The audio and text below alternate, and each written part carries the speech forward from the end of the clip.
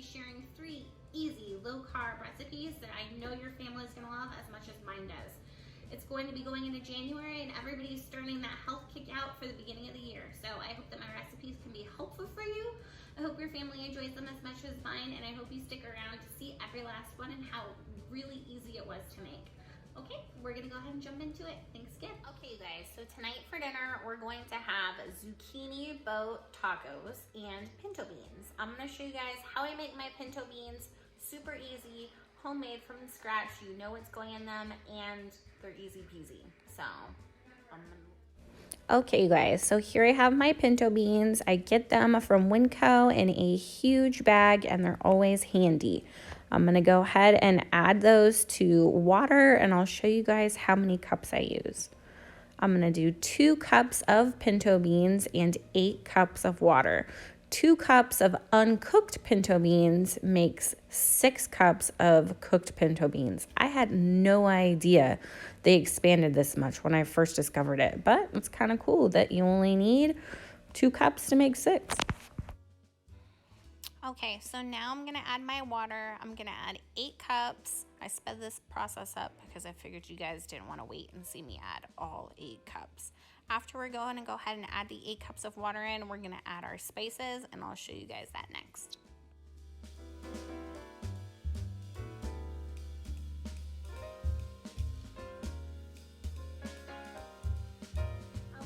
So I'm gonna go ahead and add to the 8 cups of water and 2 cups of pinto beans that I put inside my Instant Pot. I'm gonna put about a teaspoon of salt. I'm gonna go ahead and ground the Himalayan pink salt.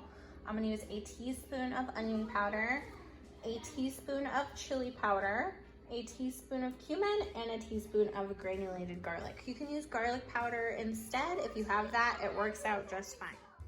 Okay, so all my spices are in here. I'm gonna give it a good stir, and then I'm gonna set my Instant Pot on manual for 36 minutes. When my timer goes off, I'm gonna go ahead and turn the keep warm off. Just went off. I am going to turn off of the keep warm. I'm gonna let it manually unpressurize, and then I'm gonna set a timer for 30 more minutes. So it's starting to get darker. Sorry, the lighting's a little funky in here.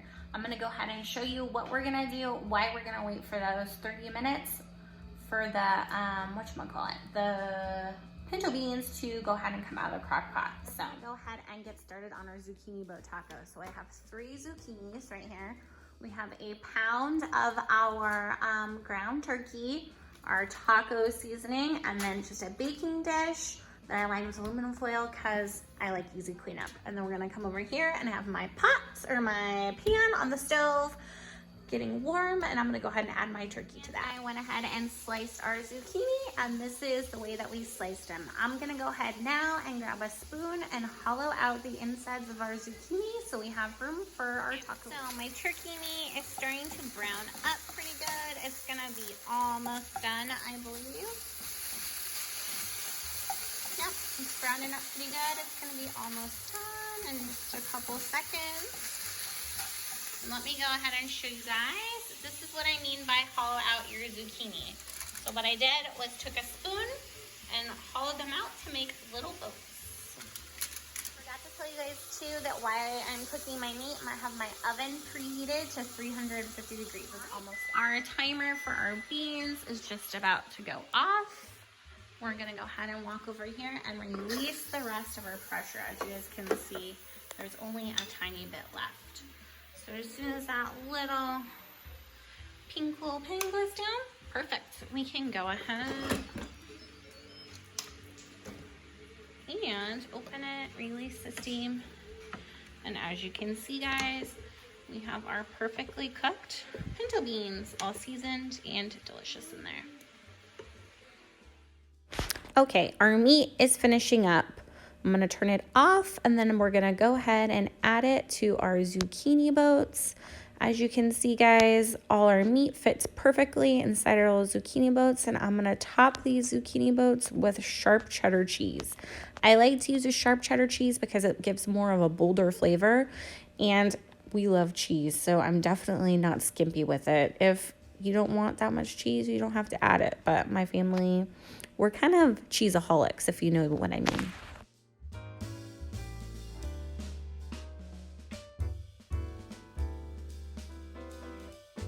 So what I did was set my timer for 20 minutes. We have about 12 minutes left. I'm gonna go ahead and give you guys a peek at what it looks like. I went ahead and covered that with aluminum foil, and we have it baking in there for 20 minutes. I like to make sure I bake the zucchini just long enough so it's tender, but not super, super soggy. So 20 minutes should be perfect to melt the cheese, get the zucchini tender, and then we can go ahead and top it with some sour cream salsa, diced tomatoes, whatever you guys like. You guys, there we have it. It is a delicious bowl of pinto beans. I went ahead and topped that with cheese, and then you have your zucchini goat tacos. You can top these with sour cream or salsa, and I am so excited to dig in. Yum! Okay guys, so my second low carb recipe is a crockpot recipe. Inside my crockpot, I have 3 chicken breasts, and I'm gonna add to it a can of the cream of chicken soup. Get all that good stuff out of there. And then all I'm gonna do is put some salt and pepper and cover the chicken in it. And this is going to be the start to our chicken cheesy broccoli casserole. I have half a can of water here. And literally guys, all I'm gonna do for now is cover it and leave it on high. Okay guys, so my chicken has been in my crock pot for about 3 to 4 hours. I'm gonna go ahead and add 3 cups of frozen broccoli to my crock pot and about 1.5 cups of shredded cheddar cheese. Then I'm gonna go ahead and cover it back up and let it all get warm and gooey for about another hour or so.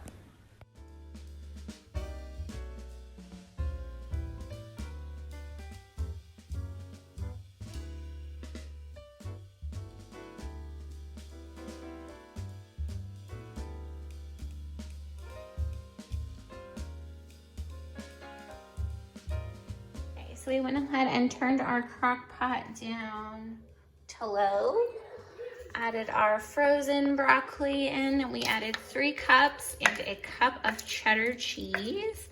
And we are going to keep it on low for about another hour and a half until our frozen broccoli is thawed. And then we'll come back to it, and we probably will want to add a little bit more cheese and see how thick it is. Okay guys, this is the final product. I like to go ahead and top mine with some tapatio or some sort of hot sauce. And this is my chicken broccoli cheesy low carb casserole. If you don't want to eat it as low carb, you can always put it over some rice or baked potato. It's delicious like that. Hope you guys make this one. Okay guys, I look like a hot mess right now. But I only got 2 recipes up for you guys for this video. I apologize, it was supposed to be 3, but I kept forgetting to record my meals. But I hope that you try my low carb recipes. I hope you enjoy them, and I hope that you guys have a great rest of your week. Bye.